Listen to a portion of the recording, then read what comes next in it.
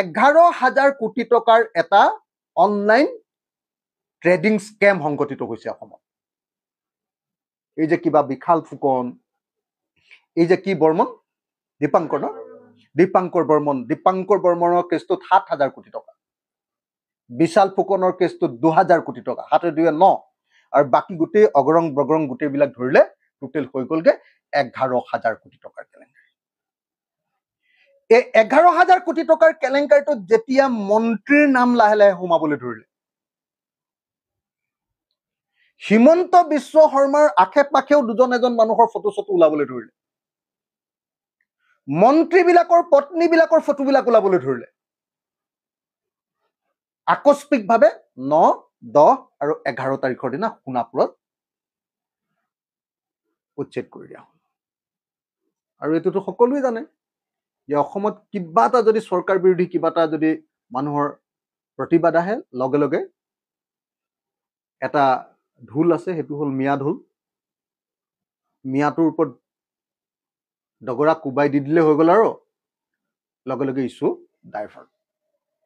এইটোৱে হ'ল সোণাপুৰৰ উচ্ছেদৰ মূল কাহিনী। আমি সকলোৱে জানো যে সোণাপুৰৰ উচ্ছেদটো সোণাপুৰৰ ট্ৰাইবেল মানুহক মাটি ঘূৰাই দিবৰ কাৰণে কৰা নাই। কেলে কৰা নাই মই কৈ দিম বাৰু এটা এটাকে আপোনাক। কিমান মাটি আছে সোণাপুৰত সেইটোও কৈ দিম। মোৰ হাতত একদম সম্পূৰ্ণ তথ্য আছে। গোটেই বিষয়বিলাকত লৈ আমি জড়িত নিজে, আমি ইমান দিন আন্দোলন কৰি আহিছো।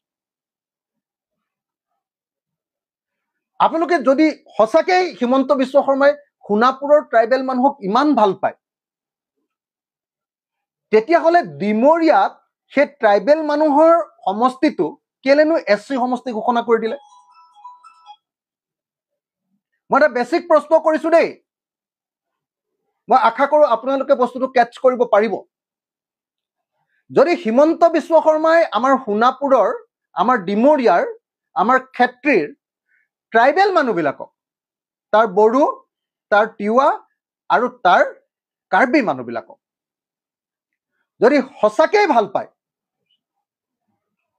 তেতিয়াহ'লে ডিমৰীয়াটো ট্ৰাইবেল সমষ্টি নকৰি সেইটো কেলে SC সমষ্টি কৰি দিলে?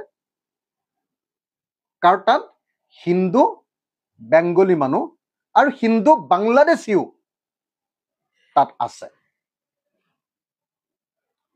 আপোনালোকে সকলোৱে দেখিছে।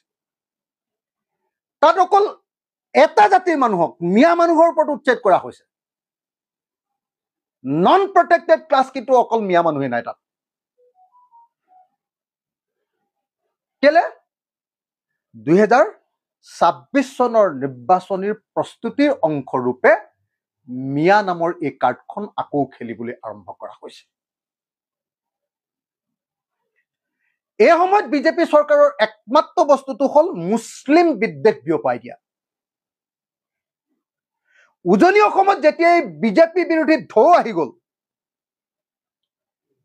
যোৰহাট লোকসভা নিৰ্বাচনত হাৰাৰ পাছত এতিয়া উজনি অসমৰ মানুহে বিজেপিক খেদিবৰ কাৰণে প্ৰস্তুতি চলাই আছে। উজনি অসমৰ গাঁৱে গাঁৱে স্মাৰ্ট মিটাৰৰ বিৰুদ্ধে আন্দোলন চলি আছে। উজনি অসমৰ মানুহে বিজেপিক এতিয়া ঘৃণা কৰে। লগে লগে ইছ্যু ডাইভাৰ্ট কৰিবৰ কাৰণে মিয়া ইছ্যুটোক উত্থাপন কৰি দিয়া হ'ল।